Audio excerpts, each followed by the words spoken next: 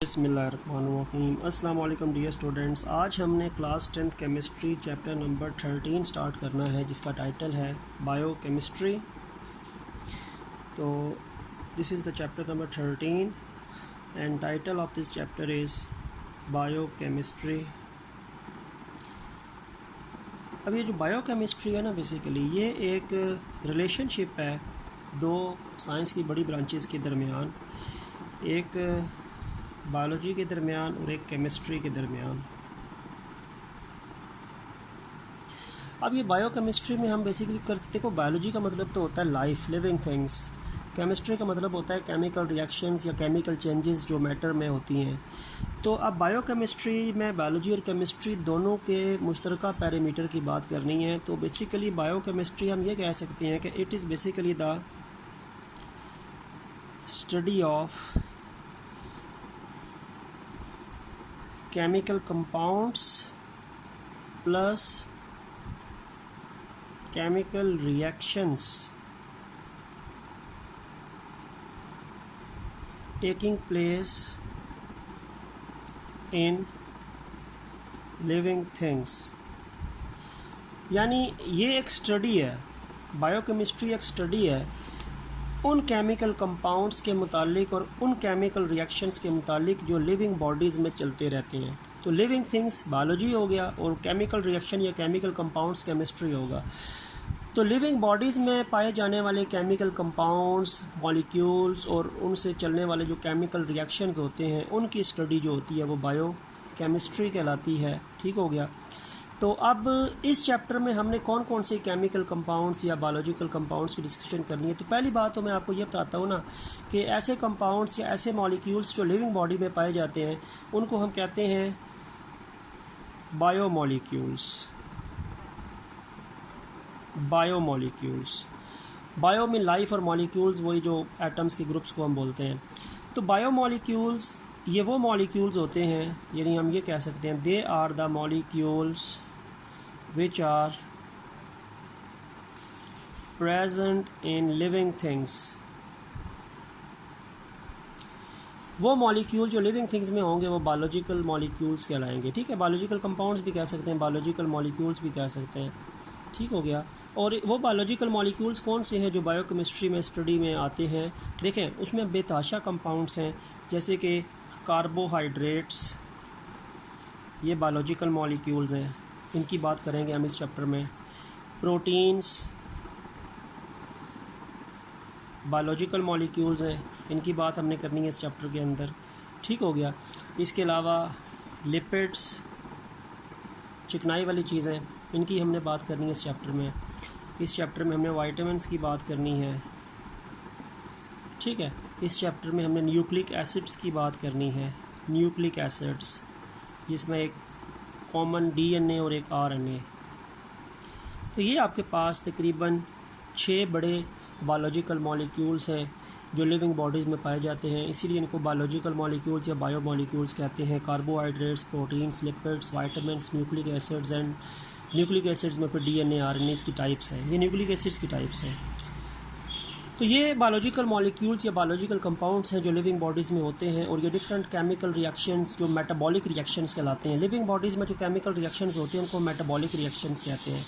तो different metabolic reaction में इस्तेमाल होते हैं और इनका कोई ना कोई रोल है। तो इस चैप्टर में हमने इन 5 के 5 कंपाउंड्स की स्ट्रक्चर की बात करेंगे, सोर्सेज की बात करेंगे, यूजेस की बात करेंगे। ठीक है। अब अगर हम आते हैं सबसे पहले इसके फर्स्ट ग्रुप पे आ जाते हैं, जो फर्स्ट बायोलॉजिकल मॉलिक्यूल हमने इस चैप्टर में स्टडी करना है, दैट इज़ कार्बोहाइड्रेट्स। कार्बोहाइड्रेट्स ये सबसे पहला बायोलॉजिकल कंपाउंड या बायोलॉजिकल मॉलिक्यूल है। कार्बोहाइड्रेट्स जो है ये 3 एलिमेंट्स से मिलके बनता है। इसमें इसकी कंपोजिशन में 3 एलिमेंट्स शामिल हैं, कार्बन, हाइड्रोजन एंड ऑक्सीजन। ठीक हो गया। और अक्सर जो रेशो होती है ना हाइड्रोजन और ऑक्सीजन में, वो H और O की जो रेशो होती है वो 2:1 होती है। कार्बन का नंबर तो कुछ भी होता है, लेकिन हाइड्रोजन और ऑक्सीजन की जो रेशो है ना, ये 2:1 होती है। और हाइड्रोजन ऑक्सीजन की 2:1 आपको अक्सर किस में मिलती है? वाटर में भी मिलती है ना। H2O का मतलब वाटर भी होता है ना, ठीक है, वाटर को भी H2O कहते हैं, उसमें भी रेशो ये 2:1 होती है। तो दरअसल इसका जो फार्मूला बनता है ना, कार्बोहाइड्रेट का जनरल फार्मूला बनता है, वो बनता है CX, X कार्बन का नंबर होगा, कुछ भी हो सकता है, फिर H2O Y H2O का होल नंबर होगा, H2O का होल नंबर Y होगा, और X जो है वो कार्बन का नंबर होगा।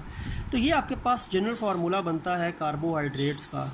इसमें देखो हाइड्रोजन ऑक्सीजन की रेशो हमेशा 2:1 होगी इस वजह से। और ये आपको देखो तो ये तकरीबन वाटर का मॉलिक्यूल जो कार्बन के साथ अटैच है, तो इसीलिए, और वाटर किसी भी चीज़ में ऐड होता है तो उसको हम हाइड्रेशन कहते हैं, we can call it as hydration. तो इसी वजह से ये हाइड्रेट्स ऑफ कार्बन कहलाते हैं, हाइड्रेट्स ऑफ कार्बन, ठीक है, जिनको हम कार्बोहाइड्रेट्स भी फिर कहते हैं, असल नाम फिर कार्बोहाइड्रेट्स बनेगा। तो 3 एलिमेंट्स है जो कार्बोहाइड्रेट्स को बनाती हैं, CHO, और H और O की रेशो 2:1 है, जस्ट लाइक वाटर के अंदर भी 2:1 है। तो यानी CX H2O whole Y formula बनेगा। X कार्बन का नंबर होगा, Y H2O का होल नंबर होगा, तो H और O का नंबर 2/1 होगा। ये 12 होगा तो ये 6 होगा, ये 10 होगा तो ये 5 होगा, ये 16 होगा तो ये 8 होगा। यानी आखिर में सिंप्लीफाई करके 2:1 बनेगी H और O की रेशो। तो वाटर किसी भी चीज़ के साथ आएगा तो वो हाइड्रेशन या हाइड्रेट कहलाता है। तो यहाँ पे वाटर का मॉलिक्यूल कार्बन के साथ है तो ये हाइड्रेट ऑफ कार्बन यानी कार्बोहाइड्रेट्स कहलाता है, ठीक है। तो मैक्सिमम कार्बोहाइड्रेट्स जो हैं उनमें H और O की 2:1 जो है वो यूज़ होती है, तो इसको हाइड्रेट्स ऑफ कार्बन या कार्बोहाइड्रेट्स बोलते हैं, ठीक है। अब कार्बोहाइड्रेट्स की सबसे कॉमन एग्जांपल कहाँ पे है और ये सबसे पहले सिंथेसाइज कैसे होते हैं, तो आपको ये बता दूं कि क्योंकि ये बायोलॉजिकल मॉलिक्यूल्स हैं तो लिविंग थिंग्स की बात होगी, तो सबसे पहले आपको पता है कि जो प्लांट्स हैं इनके अंदर एक प्रोसेस होता है फोटोसिंथेसिस। तो प्लांट्स का प्रोसेस फोटोसिंथेसिस जो है वो कार्बोहाइड्रेट को सिंथेसाइज करने का बड़ा अहम एग्जांपल है। देखें इसमें फोटोसिंथेसिस में क्या होता है, कार्बन डाइऑक्साइड और वाटर मिलते हैं in the presence of sunlight and also chlorophyll required होता है सनलाइट को एब्जॉर्ब करने में और उसको केमिकल एनर्जी में कन्वर्ट करने में। इससे बनता है C6H12O6 प्लस ऑक्सीजन रिलीज़ होती है, और बैलेंस करें तो इधर भी 6 आएगा, इधर भी 6 आएगा, इधर भी 6 आएगा। ये आपके पास फोटोसिंथेसिस का एक जनरल रिएक्शन है। इस रिएक्शन में कार्बन डाइऑक्साइड और वाटर सनलाइट और क्लोरोफिल की मौजूदगी में मिलके ये आपके पास कंपाउंड बना रहे हैं। ये इसका नाम होगा ग्लूकोज, और ग्लूकोज बेसिकली क्या है बेटा, कार्बोहाइड्रेट है। ग्लूकोज एक कार्बोहाइड्रेट है, सबसे मोनोसेक्राइड्स कैटेगरी में आता है, सिंपल कार्बोहाइड्रेट्स में आता है ये। तो साथ ऑक्सीजन भी बनेगी लेकिन ये कंपाउंड बनेगा ग्लूकोज, और ग्लूकोज और कार्बोहाइड्रेट है। क्योंकि इसमें देखो ना रेशो, आप देखो तो CHO की रेशो जो है वो 6:12:6 है ना, और अगर सिंप्लीफाई करो तो 1:1 बनेगी। आखिर में देखो H और O की रेशो सिंप्लीफाई होकर 2:1 बन जाएगी ना। तो ये वही हाइड्रेट ऑफ कार्बन है, कार्बन के साथ हाइड्रेशन या वाटर के मॉलिक्यूल की एडिशन। तो सबसे कॉमन एग्जांपल कार्बोहाइड्रेट्स की ग्लूकोज है जो प्लांट्स फोटोसिंथेसिस के नतीजे में बनाते हैं। 3 एलिमेंट्स से मिलकर बना है, और H और O की रेशो 2:1 आपके पास बनेगी, and this is known as glucose, and glucose is the common example of carbohydrates. तो सबसे सिंपल कार्बोहाइड्रेट जो प्लांट सिंथेसाइज करते हैं as a result of photosynthesis वो फिर ग्लूकोज होता है, ठीक है। अच्छा, ये जो ग्लूकोज प्लांट सिंथेसाइज करते हैं ना, ये फिर आगे मज़ीद और भी कार्बोहाइड्रेट्स में कन्वर्ट होता है। यही कन्वर्ट होता है स्टार्च में, यही कन्वर्ट होता है सेलुलोज में। तो ये भी कार्बोहाइड्रेट है जो प्लांट बनाते हैं फोटोसिंथेसिस के नतीजे में, और उसके बाद ये भी कन्वर्ट होता है ना, स्टार्च में कन्वर्ट होता है, सेलुलोज में कन्वर्ट होता है। इसी तरह ये कन्वर्ट होता है सुक्रोज में भी कन्वर्ट होता है, कन्वर्जन होती है। अब ये भी इसके जो फर्दर प्रोडक्ट्स बनते हैं ना कन्वर्जन के बाद, तो ये भी कार्बोहाइड्रेट्स हैं। फ़र्क ये है कि ये सिंपल कार्बोहाइड्रेट्स होते हैं और ये थोड़े से कॉम्प्लेक्स कार्बोहाइड्रेट्स होते हैं, ठीक है। ये थोड़े से कॉम्प्लेक्सिटी होती है, ग्लूकोज के एक मॉलिक्यूल्स मिलना शुरू होते हैं तो फिर ये कंपाउंड्स की फॉर्मेशन होती है। तो the first carbohydrate which is formed as a result of photosynthesis glucose, and then this glucose is converted into starch, cellulose and glucose is converted into sucrose, cellulose and starch, and these are also carbohydrates. ये भी carbohydrates हैं, लेकिन ये कौन से carbohydrates हैं? ये थोड़े से कॉम्प्लेक्स कार्बोहाइड्रेट्स हैं, थोड़े से कॉम्प्लेक्स हैं। जबकि ग्लूकोज कौन सा कार्बोहाइड्रेट है? ये सिंपल कार्बोहाइड्रेट्स हैं।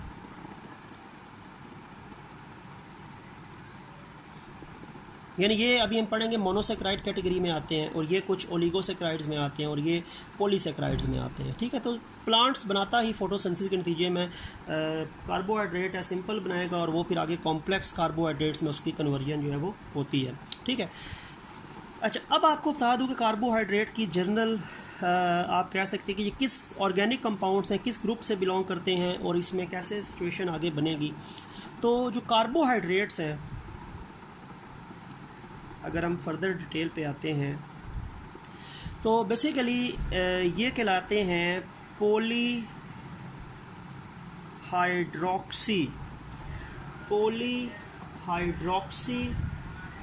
एल्डिहाइड्स या पॉलीहाइड्रोक्सी कीटोन्स। यानी असल में इनका ग्रुप या तो एल्डिहाइडिक ग्रुप है या कीटोनिक ग्रुप है, यानी कार्बोनाइल ग्रुप से बिलोंग करते हैं। एल्डिहाइड आपको पता है, मैंने आपको बताया था, अल्काइल रेडिकल C+OH, ये एल्डिहाइड का जनरल फार्मूला होता है, और कीटोन का फार्मूला होता है RC+OR-, ये कीटोन का जनरल फार्मूला होता है। लेकिन इनमें बेसिकली हाइड्रोक्सल ग्रुप नहीं होते। जब एल्डिहाइड और कीटोन के साथ काफ़ी ज़्यादा हाइड्रोक्सल ग्रुप भी आके अटैच होते हैं तो वो पॉलीहाइड्रोक्सी या पॉलीहाइड्रोक्सल एल्डिहाइड या कीटोन कहलाते हैं। तो पॉलीहाइड्रोक्सी एल्डिहाइड और कीटोन जो होगा, जब एल्डिहाइड के साथ हाइड्रोक्सल ग्रुप लग जाएंगे या जब कीटोन के साथ काफ़ी ज़्यादा हाइड्रोक्सल ग्रुप अटैच होंगे तो फिर वो कैटेगरी बन जाएगी कार्बोहाइड्रेट्स। तो कार्बोहाइड्रेट्स बेसिकली एल्डिहाइड और कीटोन्स के साथ हाइड्रोक्सल ग्रुप की एडिशन के नतीजे में बने जाने वाले कंपाउंड्स को हम कहते हैं पॉलीहाइड्रोक्सी एल्डिहाइड एंड कीटोन। ठीक है, अब देखें, अब हम अगर आते हैं थोड़ा सा क्लासिफिकेशन ऑफ कार्बोहाइड्रेट्स पे है। कार्बोहाइड्रेट्स की जो क्लासिफिकेशन है,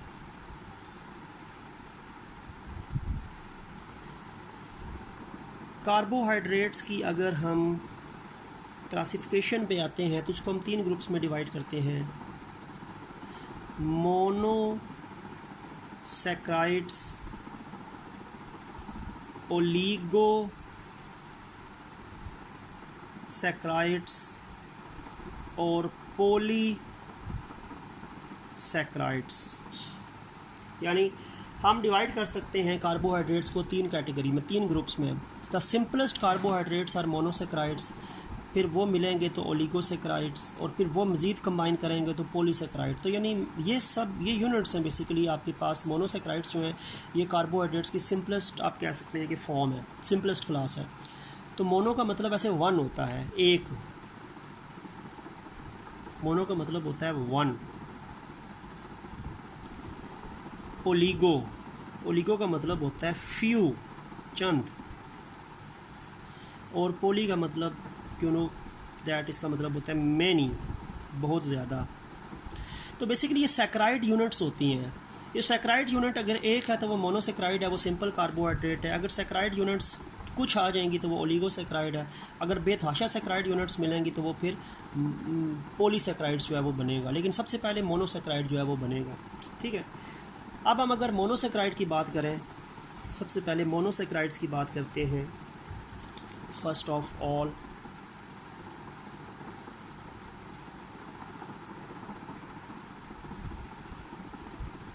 तो these are the simplest carbohydrates। ये सबसे सिंपलेस्ट कार्बोहाइड्रेट्स हैं, इनको मज़ीद सिंप्लीफाई नहीं किया जा सकता। ठीक है, जब ये सिंपलेस्ट है तो they can not be hydrolysed,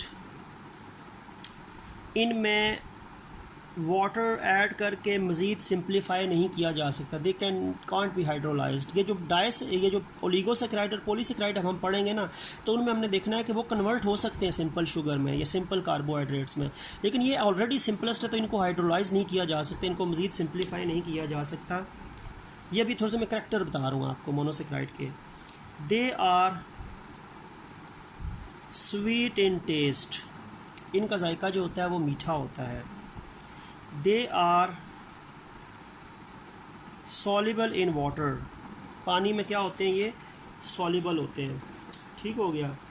और they are mostly white crystalline solids, ये वाइट क्रिस्टलाइन सॉलिड फॉर्म में होते हैं और वाइट और क्रिस्टलाइन फॉर्म में होते हैं, ठीक, क्रिस्टलाइन सॉलिड्स में आते हैं, एमॉर्फस में नहीं आते। और फिर ये हो सकता है कि they are reducing in nature,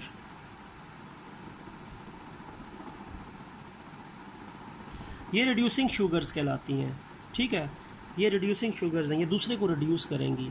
जैसे रिड्यूसिंग एजेंट्स होता है ना, वही काम है कि they are reducing sugars, they reduces others, जब रिएक्शन होता है तो ये दूसरे को रिड्यूस करेंगी और ख़ुद ये हाइड्रोलाइज होंगी। तो ये आपके पास कुछ करैक्टरिस्टिक्स हैं, दीज आर द करैक्टरिस्टिक्स या फिज़िकल प्रॉपर्टीज़ ऑफ मोनोसेक्राइड्स, ये उसकी मोनोसेक्राइड की फ़िज़िकल करैक्टरिस्टिक्स हैं, ठीक है।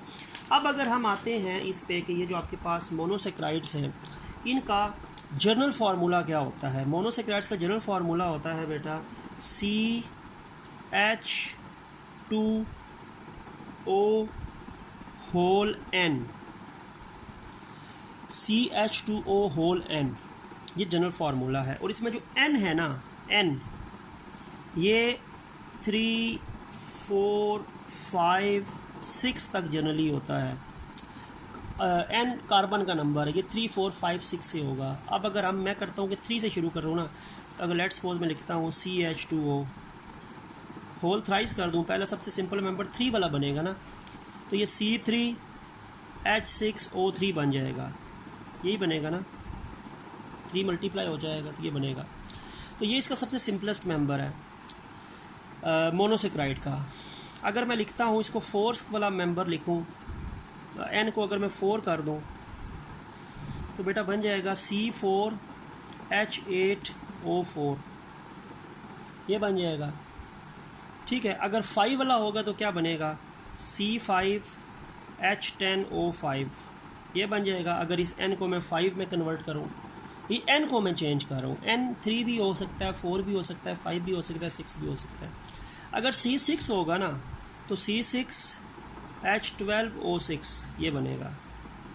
तो यानी आपके पास 4 कैटेगरीज बनेंगी मोनोसेक्राइड्स की according to their N number, C3H6O3, C4H8O4, C5H10O5, इसमें 5 हो जाएगा, इसमें 6 हो जाएगा कार्बन का number as a whole, CH2O whole का नंबर। अब जो C3H6O3 है ना, इसका नाम होता है ट्रायोज, इस मोनोसेक्राइड को ट्रायोज बोलेंगे, ट्राई 3 है। 4 वाले को हम बोलेंगे टेट्रोज, टेट्रोज टेट्रा से निकला है। 5 वाले को हम बोलेंगे बेटा पेंटोज, पेंटोज। और 6 वाले को हम बोलेंगे हेक्सोज, हेक्सा से निकला है। तो यानी मोनोसेक्राइड्स के आगे फिर 4 कैटेगरीज बनेंगी, triose, tetrose, pentose, hexose, because N 3, 4, 5, 6 4 digits पे मुश्तमिल जो है क्लासिफिकेशन है। अब इनमें से जो सबसे मशहूर मोनोसेक्राइड्स है ना, सबसे मशहूर मोनोसेक्राइड वो हेक्सोजेस है, सबसे इम्पॉर्टेंट जो है वो भी हेक्सोजेस है। यानी हेक्सोजेस जो है ना, ये सबसे मशहूर मोनोसेक्राइड्स हैं, सबसे इम्पॉर्टेंट। इनका फार्मूला C6H12O6 बनेगा, ठीक है। और हेक्सोजेस में जो बहुत कॉमन, अभी देखो आपको ये ग्लूकोज का नाम नज़र आ, ग्लूकोज का स्ट्रक्चर नज़र आ रहा है, क्या मॉलिक्यूलर फार्मूला नज़र आ रहा है C6H12O6। अब ये इसमें 2 एग्जांपल्स हैं, हेक्सोज में 2 कॉमन एग्जांपल अगर हम देखें तो वैसे तो काफ़ी हैं, लेकिन एक ग्लूकोज है, ग्लूकोज भी हेक्सोज में आता है, वो भी यही कैटेगरी है। फ्रक्टोज, फ्रक्टोज जो है वो भी हेक्सोज में आता है, वो भी यही कैटेगरी है, वो आपके पास जो है वो बनेगी, ठीक है। इसी तरह गैलेक्टोज, गैलेक्टोज वो भी हेक्सोज में आता है। मैनोज वो भी इसी कैटेगरी में आता है। तो ग्लूकोज भी हेक्सोज है, यही मॉलिक्यूलर फार्मूला है। फ्रक्टोज भी हेक्सोज है, यही मॉलिक्यूलर फार्मूला है। गैलेक्टोज भी हेक्सोज है, मॉलिक्यूलर फार्मूला यही है। और मैनोज भी हेक्सोज है, मॉलिक्यूलर फार्मूला यही है। तो यानी ये चारों कंपाउंड मोनोसेक्राइड्स में हेक्सोज कैटेगरी में आते हैं and all of them have same molecular formula C6H12O6। अब इसमें दो कंपाउंड, दो हेक्सोजेस को आपकी बुक में थोड़ा सा डिटेल से बताया हुआ है। एक हेक्सोज है जिसको ग्लूकोज, ठीक है, और एक है जो फ्रक्टोज।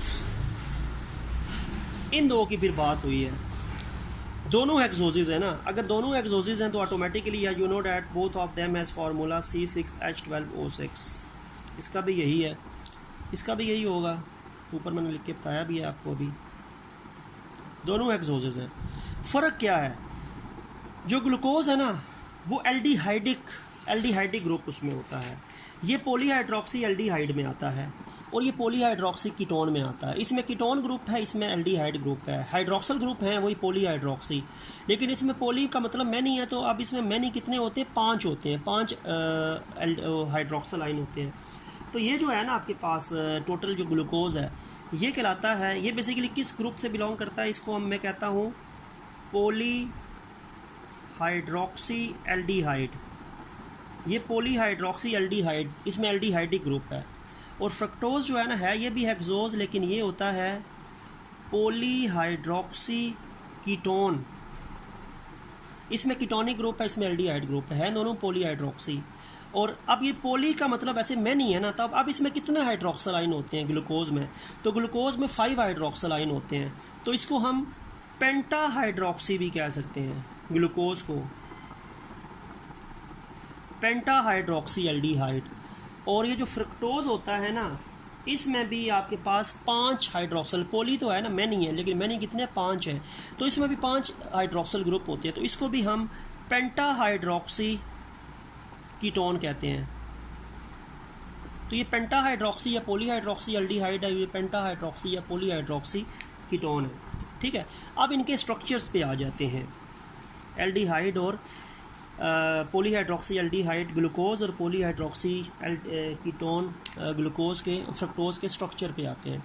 अब जो ग्लूकोज है ना बेटा, वो उसका स्ट्रक्चर क्या होता है, उसका स्ट्रक्चर होता है C+OH, देन 6 कार्बन आप बना दें, 1 2 3 4 5 6 कार्बन होते हैं ना C6H12O6। तो इसमें फर्स्ट कार्बन के पास एक डबल बॉन्ड OH है, एल्डिहाइड है, तो एल्डिहाइड में C डबल बॉन्ड OH आता है ना वैसे भी आखिर में। इसके बाद OH, H, यहाँ पे OH इधर, H इधर, यहाँ पे H इधर, OH इधर, H इधर, OH इधर, और आखिर में CH2OH। ये स्ट्रक्चर है किसका, ये स्ट्रक्चर है आपके पास ग्लूकोज का, स्ट्रक्चरल अरेंजमेंट ऑफ ग्लूकोज। और इसमें 6 कार्बन है, 1 2 3 4 5 6, C6H12 हाइड्रोजन 12 है, 1 2 3 4 5 6 7 8 9 10 11 12, ऑक्सीजन 6 होने चाहिए, 1 2 3 4 5 6। C6H12O6 ग्लूकोज का ये स्ट्रक्चरल फार्मूला है। और इसमें आपके पास ये जो आपको नज़र आ रहा है ना, ये जो एक चीज़ आपको नज़र आ रही है C डबल बॉन्ड O और साथ ही आपको H नज़र आ रहा है, C डबल बॉन्ड OH। तो ये जो हिस्सा आपको नज़र आ रहा है ना, ये आपको हिस्सा जो नज़र आ रहा है ये एल्डिहाइडिक ग्रुप नज़र आ रहा है, ये एल्डिहाइड ग्रुप को रिप्रेजेंट कर रहा है, एल्डिहाइड, ठीक है। क्योंकि एल्डिहाइड में भी आपको पता है ना क्या होता है, RCOOH एंडिंग तो यही होती है ना, तो ये वही एंडिंग आपको ये जो नज़र आ रही है। और ये R अल्काइल रेडिकल्स पर आते हैं, और अल्काइल रेडिकल्स में CH3 होता है ना, तो बात वही थी कि उसमें OH ने रिप्लेस किया हुआ है, ठीक है, CH3 या फिर CH2 जो होते हैं दरमियान में, तो उसमें वो हाइड्रोजन एक हाइड्रोजन निकल के उसको हाइड्रोक्सल ने रिप्लेस किया है, तो वो पॉलीहाइड्रोक्सी या पेंटाहाइड्रोक्सी एल्डिहाइड बन जाएगा। ये पेंटाहाइड्रोक्सी एल्डिहाइड या पॉलीहाइड्रोक्सी एल्डिहाइड है, क्योंकि इसमें आखिर में C डबल बॉन्ड OH है, और जो पीछे कार्बन्स थे उनमें H के बजाय OH आ गए हैं, ठीक है, तो वो पेंटा या पॉलीहाइड्रोक्सी एल्डिहाइड कहलाएगा। तो इसका ये हिस्सा जो है ना ये एल्डिहाइड ग्रुप कहलाता है। अब आते हैं फ्रक्टोज पे। फ्रक्टोज जो है वो कीटोनिक ग्रुप है। तो कार्बन पहले बनाते हैं, 1 2 3 4 5 6। इसमें ये ketonic group C double bond O, इसके ऊपर भी अल्काइल रेडिकल होता है, तो वो CH2OH पेंटा हाइड्रोक्सी हो गया। ये कीटोनिक ग्रुप का की स्टेम है, ये 3rd कार्बन है, ठीक है। उसके बाद ये 4th कार्बन है, फिर 5th कार्बन है, और ये आखिर में 6th कार्बन हो गई।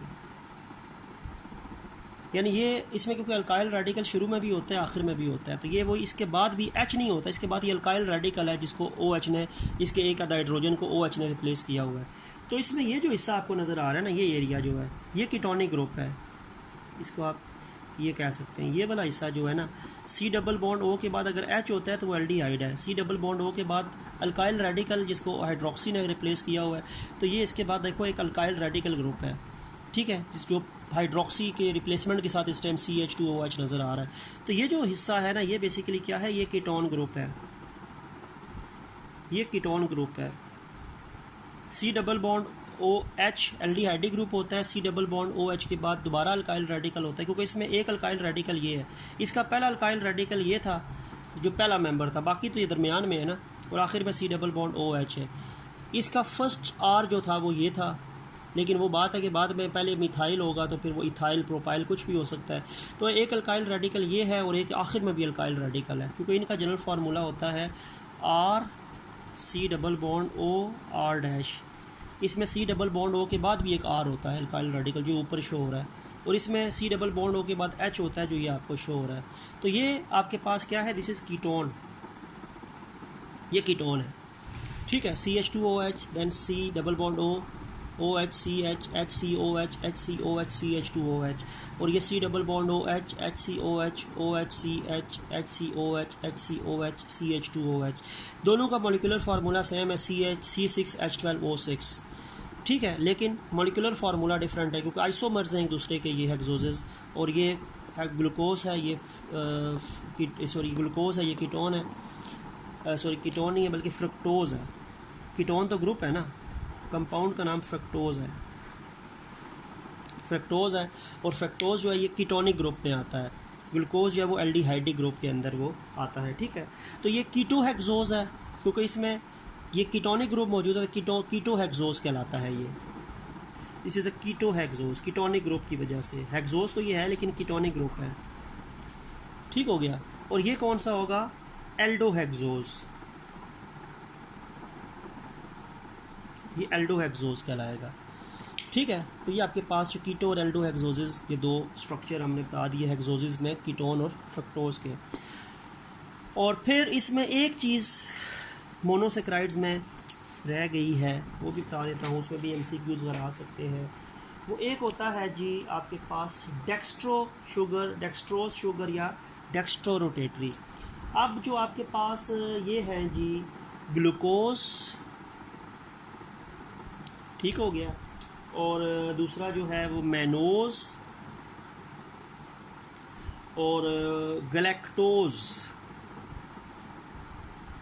ये तीनों मोनोसेक्राइड्स हैं ना, हेक्सोजेस भी हैं, मोनोसेक्राइड्स भी हैं, ये कहलाती हैं dextrose sugars,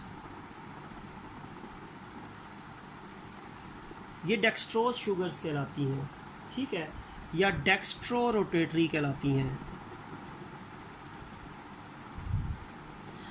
because they can rotate the plane polarized light to the right। Dextro rotatory क्या होता है, डेक्स्ट्रो रोटेटरी ऐसे मोनोसेक्राइड्स मॉलिक्यूल्स होते हैं, हम ये कह सकते हैं कि monosaccharide molecules that can rotate the plane polarized light to right side clockwise।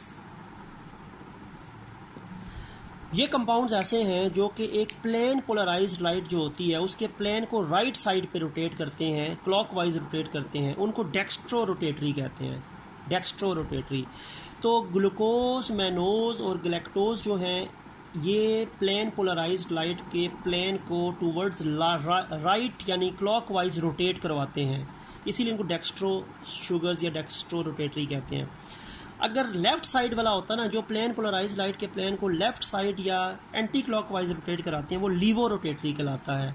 ठीक है, वो लेफ़्ट साइड्स लीवो रोटेटरी होता है, वो एंटी क्लॉकवाइज होती हैं। लेकिन ये तीनों जो क्या हैं, ये तीनों प्लेन पोलराइज लाइट के जो प्लेन होता है उसको राइट साइड पे रोटेट करवाती हैं, तो इनको डेक्स्ट्रो रोटेटरी या डेक्स्ट्रोज शुगर्स कहते हैं। फ्रक्टोज इसमें शामिल नहीं है। फ्रक्टोज जो है वो दूसरे कैटेगरी में आता है। फ्रक्टोज जो है वो लीवो रोटेटरी है, वो प्लेन पोलराइज लाइट के प्लेन को लेफ्ट साइड या एंटी क्लॉकवाइज रोटेट करवाता है। लेकिन ये तीन जो है वो राइट साइड पे रोटेट करवाती हैं, इसी वजह से इनको लीवो डेक्स्ट्रो रोटेटरी या डेक्स्ट्रोज शुगर्स हम बोलते हैं। ठीक है, तो ये हमारा एक कॉम्प्रिहेंसिव लेक्चर था आज कार्बोहाइड्रेट्स और उसके बाद उसकी जो फर्स्ट ग्रुप मोनोसैकराइड्स पे। तो उम्मीद है कि आपको कॉन्सेप्ट क्लियर हो गया होगा। तो नेक्स्ट लेक्चर तक के लिए अल्लाह हाफिज़।